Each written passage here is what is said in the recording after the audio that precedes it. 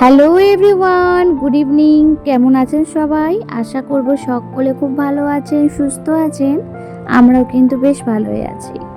ফ্যামিলির প্রিয়া চ্যানেলে নতুন একটা ব্লগে আপনাদের অনেক ওয়েলকাম, অনেক ভালোবাসা। আজ হচ্ছে বিকেলবেলা, বিকেল প্রায় 4:30 মতো বাজে। আর আমি ঘুম থেকে উঠে দেখি ঝরঝর করে কিন্তু বৃষ্টি নামিয়ে দিয়েছে। ভাবলাম যে বিকেলবেলা উঠে টুকটাক গাছপালাগুলো পরিষ্কার করব, কিন্তু আর হবে না, জানো তো, যা বৃষ্টি পড়ছে আমার মনে হয় না এখন থামবে। তাই ভাবলাম বৃষ্টি যতক্ষণে পড়ছে সবার ফার্স্টে বাবুর টিফিনটা রেডি করে নিই। আজ হচ্ছে মঙ্গলবার। গত দুদিন ধরে রবিবার আর সোমবার সেমনিভাবে না কিছু ভিডিও করা হয়নি, জানো তো।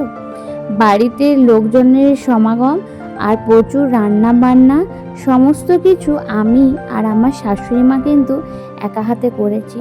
বলতে পারো প্রায় 40 জনের রান্না বান্না। তাই জানো তো ভিডিও আর করা হয়ে ওঠেনি। বিভানের টিফিনটা করার পরই এখানে বাবার জন্য, আমার জন্য আর মায়ের জন্য একটুখানি হালকা দুধের চা বানিয়ে দিলাম। অন্যদিন একটুখানি বিকেলবেলায় লিকারটাই খায়, কিন্তু আজকে ভাবলাম যে যেহেতু বৃষ্টি পড়ছে বাইরে ঝরঝর করে, তো একটু দুধের চাই বানায়।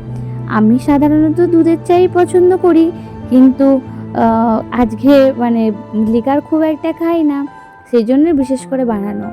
অন্যদিন তো আমি চা খাওয়াটা অফ করে দিয়েছিলাম, মাঝে গ্রিন টি খাচ্ছিলাম, কিন্তু আজকে না খুব চায়ের দিকে মন যাচ্ছিল বিকেলটা। তাই ভাবলাম চলো সবাই মিলে একটু চা নিয়েই বসে পড়ি। তো এখানে 3 কাপ চা বেড়ে নিয়েছি। এখন মাকে দিয়ে দেবো, বাবাকে দিয়ে দেবো। আর এই যে দেখতে পাচ্ছ বড় কাপ, কিন্তু অল্প একটু চা, সেটাই কিন্তু আমি নেবো, কারণ আমি এখন খুব একটা চাও খাচ্ছি না।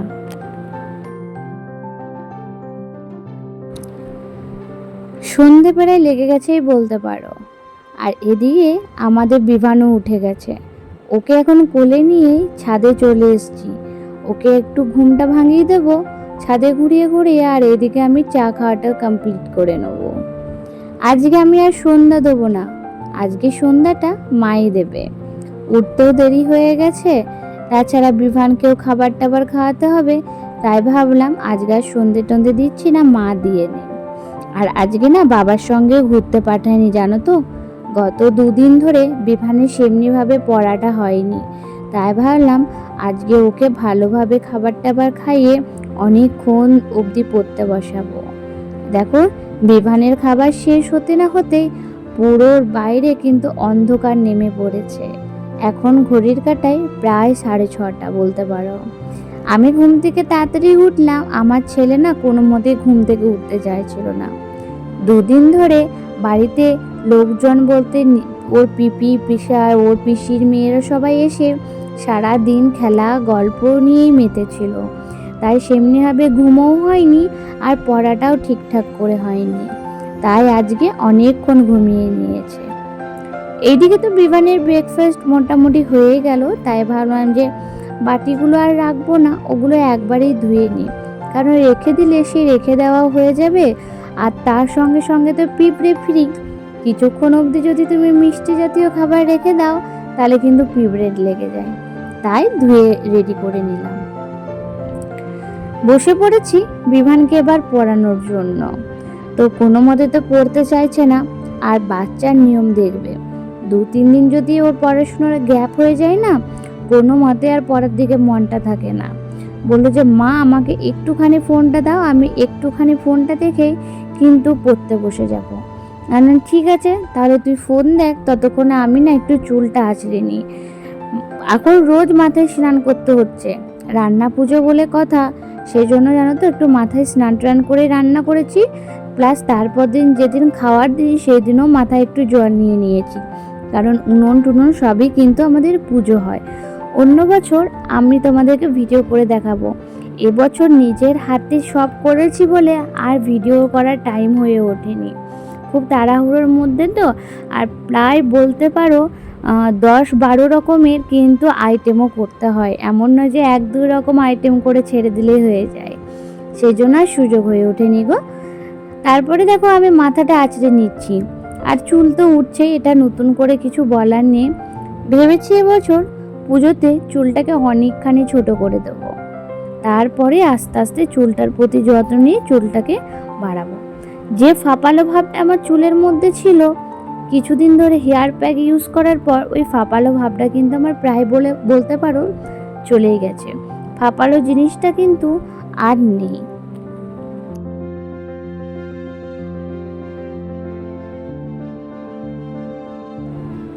কিছুদিন ধরেই চুলটা সেমনিভাবে আজরে যে বাঁধবো তারও সুযোগ হয়ে উঠছে না।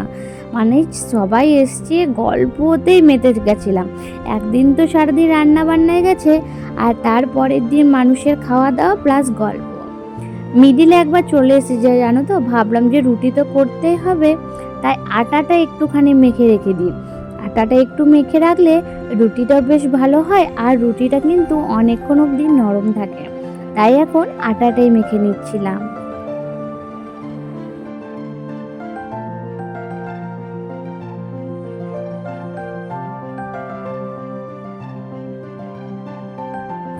মায়ের জানো তো এখনো গ্যাসটা মোছা হয়নি। কিছুদিন ধরে উনিও অনেক ব্যস্ত, তাই ভাবলাম যে আটাটা মেখাও তো হয়ে গেল, এখন পড়তে বসিয়ে নিই। মায়ের যখন গ্যাসটা মোছা হবে তারপরে না হয় রুটিটা করব। ভেবেছিলাম যে একবারে রুটিটা করে চলে আসবো, কিন্তু মায়ের এখনো কাজে ব্যস্ত বলে আর রুটিটা করা হলো না। সোজা চলে এসেছি ওপরে, আর বিভান তো কোনো মতে পড়তে বসবে না। ওপরে এসে ফার্স্টে ভাবলাম যে না, বালিশগুলো চারিদিকে ছড়িয়ে ছিটিয়ে আছে, ওগুলো আগে ঠিকঠাক জায়গায় রাখি। কারণ ওগুলো না এলোমেলো থাকলে বিছানাটা এলোমেলো লাগবে, আর বিভানের পড়ার প্রতি মনটাও লাগবে না, আর আমারও সে ভালো লাগবে না এলোমেলোভাবে ছড়িয়ে থাকবে বলে। দেখো এখনও শুয়ে শুয়ে দিন কাটিয়ে দিচ্ছে, কারণ হচ্ছে ও পড়তে বসবে না। একটু আগে অনেক কান্না করলো, সেই কান্নাটা তো তোমাদেরকে দেখাতে পারি না। এত কান্না করছিল যেন মনে হচ্ছে আমি ওকে অনেক মেরেছি, অনেক বকেছি, কিন্তু বিশ্বাস করো কিচ্ছু বলিনি। ওকে শুধু পড়তে বসতেও বলা হয়েছে, তাতে ও রীতিমতো কান্না জড়িয়ে দিয়েছে। কিছুদিন ধরে হই হুল্লোড় করে করে আজ আর পড়ার কিন্তু ওর একদমই মন নেই। আর আজকে সকালে জানো তো, ওই স্কুলও যেতে চাইছিল না, ধরে বেঁধে স্কুলে দেওয়া হয়েছে।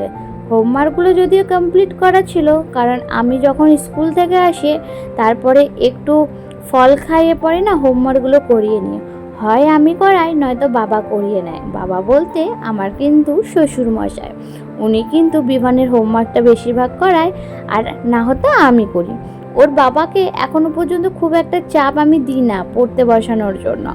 খুব রাগ হলে বলি যে তুমি মাঝের মধ্যে তুমিও বসাও, আমিও বসাবো, কিন্তু এখন মাঝের মধ্যে দেখি ওর বাবা অনেকটাই ব্যস্ত থাকে, তাই আর ওর বাবাকে বলি না। যতটুকুনি পারি আমি বসাবার চেষ্টা করি।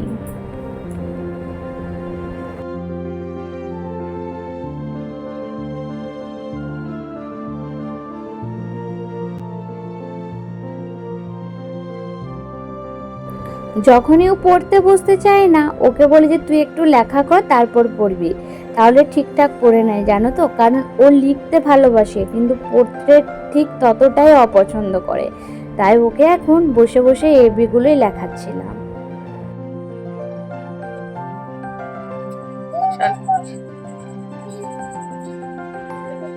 মিডিলে গেছিলাম একবার রুটি করার জন্য, পড়া এখনো যদিও বিভানের কমপ্লিট হয়নি, শুধু রুটিটা করবার জন্য নিচে গেছিলাম। একবারে রুটি করাও হয়ে গেল, আর এখন 8টা বাজে। আজকে একটু দেরি করে রুটিটা করা হলো। আর এখানে রয়েছে এই যে বিভানের দুধ রুটি আর বাদামের গুঁড়া, পেস্তা কাঠ বাদামের গুঁড়া রয়েছে, তো ওগুলো এখন ভিজিয়ে দিলাম সব একবারে। ওগুলো একটু পর খাওয়াবো। এখন তো ঘড়ির কাঁটায় 9টা বাজে, তো তার আগে বিভানের আরো কিছু পড়া কোনো বাকি রয়েছে, সেগুলো পড়াবো। তো চলো এখন টুকটুক করে পড়তে বসে। বিভানকে পড়ানো হয়ে গেল জানো তো, অনেক কষ্ট করে পড়িয়েছি, কিন্তু প্রত্যেকটা পড়াইও কমপ্লিট করেছে। 2-3 দিন ধরে তো সংসারের কাজে ব্যস্ত ছিলাম, নিজের জন্য না একটু যত্নও করা হয়নি। তোমরা তো দেখতে পেলে চুলটাও ঠিক মতো আঁচড়াবার টাইম পাইনি, ফেস প্যাক তো দূরের কথা। তাই ভাবলাম আজকে কিছু করি না করি নিশ্চয় মুখের মধ্যে একটা কিন্তু আমাকে ফেস প্যাক লাগাতেই হবে। তো এখানে আমার সমস্ত একটা উপটান পাউডার আছে, যেটা আমি পার্পল থেকে অর্ডার করেছিলাম ওই উপটান পাউডারটা নিয়ে নিয়েছিলাম, তার সঙ্গে নিয়ে নিয়েছিলাম একটুখানি গুড ভাইবসের মানে স্ক্রাবার। তো ওই স্ক্রাবটা দিয়ে আর কিছুটা পরিমাণ রোজ ওয়াটার, আর এই রোজ ওয়াটারটা হচ্ছে আমার ঘরেই বানানো। তো এই রোজ ওয়াটারটা দিয়ে আমি কিন্তু ভালোভাবে প্যাকটাকে মিক্স করে নিয়েছি। কিছুক্ষণ মিক্স করার পর একটু রেস্টে রেখে দেবো। একটু রেস্টে রাখলে জানো তো কী হয়, সব উপকরণগুলো ভালোভাবে মিশানো হয়। আর প্লাস আমি এর মধ্যে ঘরের তৈরি চালের গুঁড়ো মিক্স করেছি। হ্যাঁ, তো চালের গুঁড়োটা মিক্স করার পরে জলটা অনেকটা টেনে নেয়, তাই ভাবলাম কিছুটা রেস্টে থাকুক, ততক্ষণও আমি ভালোভাবে মুখটা একটু ফেস ওয়াশ করে চলে আসি। একটা অনলাইনে সাবান অর্ডার করেছিলাম, জানো তো, হোমমেড সাবান। একসাথে প্রায় 6টা এসেছিল, 100 গ্রাম করে। তোমাদেরকে অন্য একটা ভিডিওতে শেয়ার করে দেবো। যাবত 3-4 দিন ধরে আমি এই সাবানটা ইউজ করছি, দেখছি যে খারাপ নয় গো, খুবই ভালো। আর একটু মুখে পড়তেই মিষ্টি মিষ্টি লাগছে। জানি না কী দিয়ে বানিয়েছে, কিন্তু রিভিউ দেখলাম ভালো, আর আমি নিজে অ্যাপ্লাই করেও বুঝতে পারছি যে হ্যাঁ সত্যি কিন্তু সাবানটা খুবই ভালো। তাই ওই সাবানটা দিয়েই ভেবেছি এখন ফেস ওয়াশটা করব। ফেস ওয়াশ করা হয়ে গেল, আর ওইদিকে পড়ানোর পর বিভানকে বললাম তুই একটুখানি খেলা কর, নাহলে না তুই খাবারটা খেতে পারবি না, কারণ এখন ঘড়ির কাঁটায় প্রায় 9টার মতো বাজে, একটু পরেই তোকে খাওয়াতে বসতে হবে। তাই ভাবলাম ফেস প্যাকটা লাগিয়ে খাওয়াতে বসি। ফেস প্যাক লাগানোর আগে ভালো করে চুলটা টান টানভাবে বেঁধে নিলাম। তারপর আমি ওপর দিক করে ফেস প্যাকটা লাগাচ্ছি। ওপর দিক করে ফেস প্যাকটা লাগালে কি হয় জানো তো, ভালোভাবে তোমার ফেসের মধ্যে অ্যাপ্লাই হয়, আর তোমার ফেসে যে লোমকূপগুলো থাকে ওগুলোর মধ্যেও ভালোভাবে কিন্তু ফেস প্যাকটা অ্যাপ্লাই করে নেবে। তারপর ধোয়ার টাইমে ওই লোমকূপের ভেতর থেকে ফেস ওয়াশটা মানে ধুয়ে নিলে তোমার কিন্তু মুখটা আলাদাই গ্লো করবে, আর মুখের মধ্যে যে অবাঞ্ছিত লোম থাকে সেগুলো কিন্তু উঠে আসবে। তো দেখো আমি ফেস প্যাক লাগিয়ে বিমানের জন্য এখন দুধ রুটি খাওয়াতে বসে পড়েছি। খাওয়ার টাইমে তো ওকে একটুখানি ফোন দিতে হয়, নাহলে তো একদমই খাওয়ানোই ইম্পসিবল। তাই ওকে একটুখানি ফোনও দিয়ে দিলাম। খাবার খাওয়ানো তো হয়ে গেল, মুখটা ধুয়েও চলে এলাম। অন্য দিন অনেক রাত করে ফেস প্যাকটা ইউজ করি বলি তোমাদেরকে আর পরের রেজাল্টটা দেখাতে পারি না, কিন্তু এবারে দেখো আমার ফেস প্যাক করার পর মুখটা ঠিক কতটা ক্লিন লাগছে। এই যে দেখো আমার স্কিনটা, আমি কিন্তু স্কিনের মধ্যে এখন কোনো কিছু অ্যাপ্লাই করি না। যাবত কিছুদিন ধরে গাছের থেকে আনা অ্যালোভেরা জেল আমি রসটা বের করে পরে মুখের মধ্যে অ্যাপ্লাই করছি রাতের বেলায়, তারপর ঘুমিয়ে যাচ্ছি, ধুচ্ছি না কিছুই না, খুবই ভালো কাজ করছে। কিন্তু আজকে আর অ্যালোভেরা জেলটা ইউজ করলাম না। আজকে ভাবলাম যে কিছুটা নাইট ক্রিম আমার রয়ে গেছে, ওই নাইট ক্রিমটা অ্যাপ্লাই করে নিই, কারণ আমাকে আবার নাইট ক্রিম একটা অর্ডার দিতে হবে, নাহলে কিন্তু আমার নাইট ক্রিম প্রায় শেষই বলতে পারো। তো এটা দেখো আমি ভালোভাবে 5-10 মিনিট ধরে আমার ফেসটাকেও ম্যাসেজ করে নিলাম নাইট ক্রিমটা দিয়ে। হ্যাঁ, তোমরা চাইলে এমনিভাবে করতে পারো, তাহলে তোমাদের স্কিনটা অনেক দিন পর্যন্ত টান টান থাকবে। আর নিচের দিক করে ক্রিম বা স্ক্রাব করলে তোমাদের কিন্তু চামড়া ঝুলে যাওয়ার সম্ভাবনা থাকবে। তাই চেষ্টা করবে ক্রিম লাগাবার টাইমে বা ফেস ওয়াশ করার টাইমে ওপর দিক করে তুলে তুলে কিন্তু ফেস ওয়াশ বা ফেস ক্রিম লাগাবার। তো দেখো আমার তো সমস্ত নাইট রুটিনটা কমপ্লিট। তো তারপরে ভাবলাম যে বিছানাটাও একটু ঝেড়ে নিই, কারণ খাবার টাবার খেয়ে এসে আবার বিছানা ঝাড়তে না খুবই বিরক্ত লাগে, তাই একটু বিছানাটা ঝেড়ে নিচ্ছিলাম। আর এই পেন্সিল বক্সটা ও পেয়েছে রাখি পূর্ণিমার। যদিও আমাদের এবছর রাখি পরাতে নেই, কারণ কিছুদিন আগে আমার কাকা শ্বশুর মারা গেছে, তাও কিন্তু ও ওর দিদিভাইয়ের কাছ থেকে গিফট পেয়ে গেছে পেন্সিল বক্স। তার সঙ্গে ছিল 4টা পেন্সিল, আর ছিল ইরেজার আর শার্পনার। তো ওইটা গিফট পেয়ে কিন্তু ও খুবই খুশি। এইদিকে আমি সকালের জন্য স্কুলের ব্যাগটাও রেডি করে নিলাম। সকালে তাড়াহুড়োর কারণে স্কুলের মধ্যে না বইগুলো ঠিকঠাক দিতে পারি না। যতই অঙ্গনারী স্কুল হোক না কেন, তাও কিন্তু ওদের ম্যাম বলেই দেয় যে বই, খাতা, পেন্সিল, ইরেজার এগুলো কিন্তু অবশ্যই দিয়ে পাঠাবে। তার সঙ্গে আমি জানো তো 2টো রং পেন্সিলও দিয়ে দিই। পুরো রং পেন্সিলটা দিই না, কারণ রঙগুলো ও কিন্তু ভেঙে চলে আসবে। তাই 2-4টে করে রং দিই, ওখানেও কিন্তু ওকে ড্রয়িং করতে দেয়। অঙ্গনারী স্কুল হলেও ওদের কিন্তু শেখায় কিন্তু খুবই সুন্দর। তারপরে দেখো আমি বিছানাটা ভালো করে টান টান করে একটু ভালোভাবে ঝেড়ে নিলাম। কবে যে ঘরটা ঝাড়বো মানে বুঝে উঠতে পারছি না, কিছুদিন এত কাজের চাপ, সেই জন্য ভাবলাম যে শুক্রবার করে ঝাড়বো। আবার দেখা যাক যে শুক্রবারে যদি আবার কিছু কাজ পড়ে থাকে তাহলে আর কিন্তু ঝাড়া হবে না। জানো তো, সাইডগুলো একটু নোংরা নোংরা হয়েছে, খাটের তলটা নোংরা বলতে খুব একটা নোংরা না হলেও তাও তো নোংরা হয়েই থাকে। আর পুজো বলে কথা, বছরে একবার ঘরটা না ঝাড়লে না মনটাও ভালো লাগে না। দেখো বিছনা টিছনা সমস্ত রেডি করে নিয়েছি, শুধু এবার খাবার খেয়ে এসে শুয়ে যাব। তো আজকের ভিডিওটা বড় করছি না, ভিডিওটা কেমন লাগলো অবশ্যই জানিও। ভিডিওটা যদি ভালো লেগে থাকে প্লিজ চ্যানেলটাকে লাইক শেয়ার অ্যান্ড সাবস্ক্রাইব করে দিও। আজকের মতো টাটা, বা সবাই ভালো থাকবে, সুস্থ থাকবে।